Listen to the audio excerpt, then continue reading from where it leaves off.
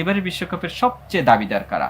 তো ফ্রান্সকে আসলে কোনোভাবেই তুচ্ছ মনে করার আসলে কোনো কথাই আসে না। ফ্রান্সের দুর্বলতা আমরা দেখতে পাচ্ছি।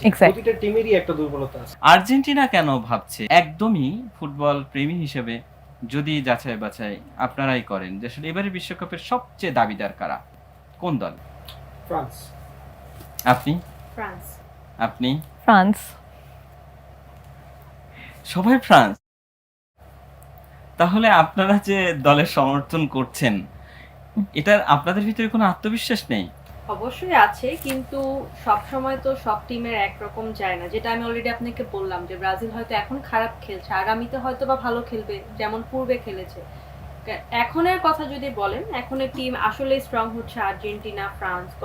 গত 2-3 বার কিন্তু ওনাদেরকেই সবচেয়ে বেশি উপরে দেখা যাচ্ছে। হ্যাঁ, ফ্রান্স অলরেডি একটা ওয়ার্ল্ড কাপও জিতে ফেলেছে রিসেন্ট টাইমে। তো ফ্রান্সকে আসলে কোনোভাবেই তুচ্ছ মনে করার আসলে কোনো কথাই আসে না। ফ্রান্স খুবই ভালো খেলছে এবং এবারও খুব সামনেই যাবে। আসলে ফ্রান্সের দুর্বলতা আমরা দেখতে পাচ্ছি। প্রতিটা টিমেরই একটা দুর্বলতা আছে। যেমন জার্মানির কথা যদি বলি, তাদের রাইট উইং এর প্লেয়ারের দুর্বলতা, ব্রাজিলের মিডফিল্ড নিয়ে দুর্বলতা, আর্জেন্টিনার ডিফেন্স নিয়ে আমরা অনেক সময় দুর্বলতা দেখি।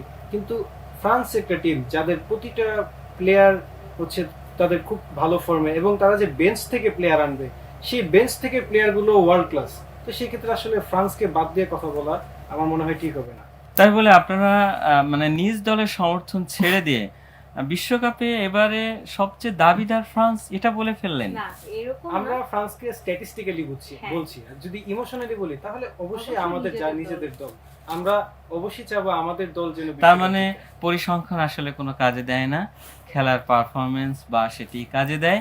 এটা ব্রাজিলের 5 তারকা এবং জার্মানির 4 তারকা বা স্টার নিয়ে কোনো কাজ হবে না, এটাই তো বোঝাচ্ছেন আপনারা। হ্যাঁ, তার মানে আর্জেন্টিনা কেন ভাবছে? আর্জেন্টিনা তো র্যাঙ্কিং এ সবার উপরে রয়েছে এবং তারা এবার শুরুটাই করেছে প্রথমেই 3 গোল দিয়ে। তারাও কেন ভাবছে যে আসলে ফ্রান্স দাবিদার? আমার মনে হয় যে হ্যাঁ, একটু যদি মেহনাজ আপনি যদি একটু বলতেন। হ্যাঁ, না, আমরা যে লাস্ট ওয়ার্ল্ড কাপটাও খেললাম, আমাদের ফাইনালে আমরা যদি দেখি তাহলে আমাদের কিন্তু অনেক স্ট্রাগল করতে হয়েছে এগেইনস্ট ফ্রান্স। এখন যদি বলি, ফ্রান্স কিন্তু আরও স্ট্রং হয়েছে। আমরা যদি তাদের রিসেন্ট ম্যাচগুলো দেখে থাকি, they are really well and they are playing very well. তো আমি আমার টিমকে ছোট করে কখনোই বলবো না, বিকজ উই হ্যাভ মেসি।